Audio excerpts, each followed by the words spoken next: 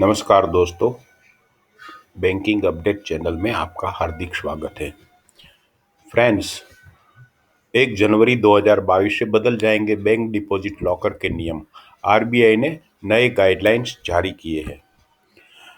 तो आरबीआई ने 21/8/2021 को सभी schedule bank, commercial bank as well as small finance bankers को एसडीवी लॉकर्स के बारे में डिटेल इंस्ट्रक्शन जारी की है। तो क्या है जिस्ट ऑफ द सर्कुलर, मैं आपको इन शॉर्ट बता दूं तो ऑपरेशन में होंगे बड़े बदलाव। रिजर्व बैंक के नए नियमों के मुताबिक बैंकों के लिए ऑपरेशन का एक एसएमएस और ईमेल कस्टमर को भेजना जरूरी होगा। सभी ग्राहकों से लॉकर की एप्लीकेशन ली जाएगी और उन्हें वेट लिस्ट नंबर जारी किया जाएगा। बैंकों के ब्रांच वाइज लॉकर अलॉटमेंट की जानकारी और waiting list core banking system में जोड़ा जाएगा। दूसरा, लॉकर रेंट।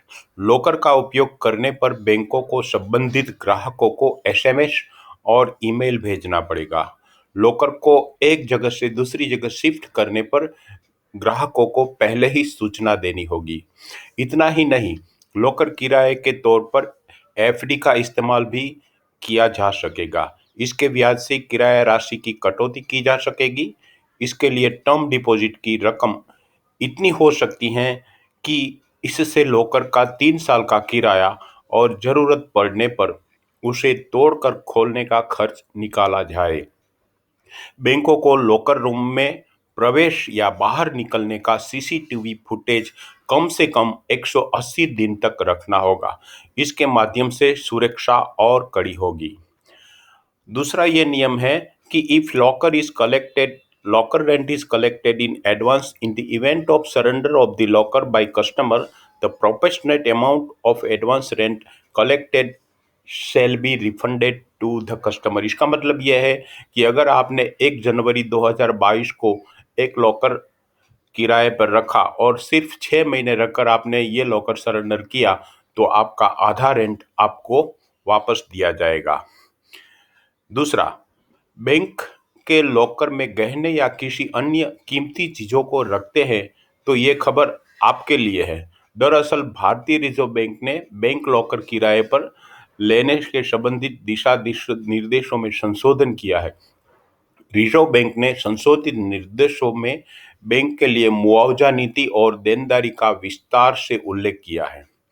तो क्या है नए नियम? रिजर्व बैंक के मुताबिक बैंकों को अपने बोर्ड द्वारा मंजूर ऐसी नीति को लागू करना होगा जिसमें लापरवाही की वजह से लॉकर में रखे सामान को लेकर उनकी जिम्मेदारी तय की जा सके। रिजर्व बैंक ने कहा है कि प्राकृतिक आपदा या एक्ट ऑफ गॉड यानी कि भूकंप, बाढ़, आकाशीय बिजली या आंधी तूफान की स्थिति में बैंक किसी नुकसान के लिए जिम्मेदार नहीं होगा। हालांकि बैंकों को अपने परिसर को इस तरह से आपदाओं से बचाने के लिए उचित इंतजाम करने की जरूरत होगी।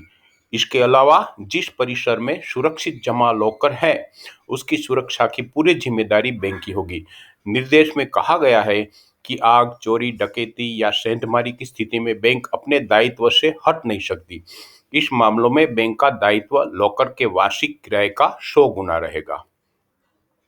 आरबीआई ने कहा है कि जिस परिसर में सुरक्षित लॉकर हैं, उसकी सुरक्षा की पूरी जिम्मेदारी बैंक की होगी।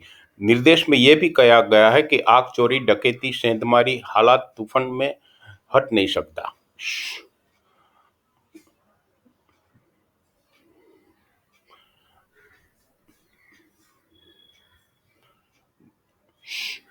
वार्षिक किराए का 100 गुना। बैंकों को लेकर करार में यही प्रावधान शामिल किया गया कि लॉकर में किराए पर लेने वाला व्यक्ति इससे गैरकानूनी या खतरनाक सामान भी नहीं रख सकता। दोस्तों, मैं आपको इस चैनल के जरिए हमेशा कुछ न कुछ नए बैंकिंग अपडेट देता रहूंगा। आपको मेरा ये चैनल कैसा लगा जरूर कमेंट्स दीजिए, ताकि अगली बार मैं जब आऊँ तो बेहतर तरीके से नए टॉपिक के साथ आऊँ। शुक्रिया।